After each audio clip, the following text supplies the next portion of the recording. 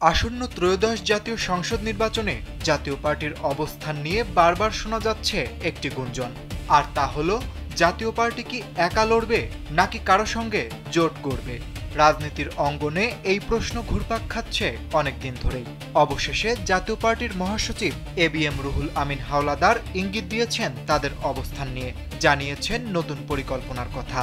দলের প্রয়াত মহাসচিব জিয়াউদ্দিন আহমেদ বাবলুর স্মরণে রাজধানীতে আয়োজন করা হয়েছিল দোয়া মাহফিল আর আলোচনা সভা।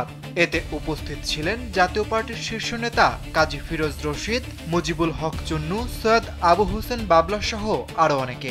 স্মরণ সভা হলেও আলোচনার কেন্দ্রবিন্দুতে ছিল আসন্ন ত্রয়োদশ জাতীয় নির্বাচন। জাতীয় পার্টির মহাসচিব এবিএম রুহুল আমিন হাওলাদার এ সময় জানান, জাপা একটি নির্বাচনমুখী দল। ৯০-এর পরে একটি ছাড়া সব নির্বাচনে অংশ নিয়েছে দলটি। তারা বিশ্বাস করেন, নির্বাচন ছাড়া সরকারে যাওয়ার আর কোনো পথ নেই। তাই আগামী নির্বাচনেও জাতীয় পার্টি জোট করেই অংশ নেবে। তবে কাদের সঙ্গে জোট হবে সে সিদ্ধান্ত শীঘ্রই জানানো হবে। জাতীয় পার্টি স্পষ্ট করে দিল তাদের পথ নির্বাচনমুখী। তবে তাদের এই ঘোষণা রাজনৈতিক সমীকরণে নতুন মোড় আনবে কিনা সেটাই এখন বড় প্রশ্ন।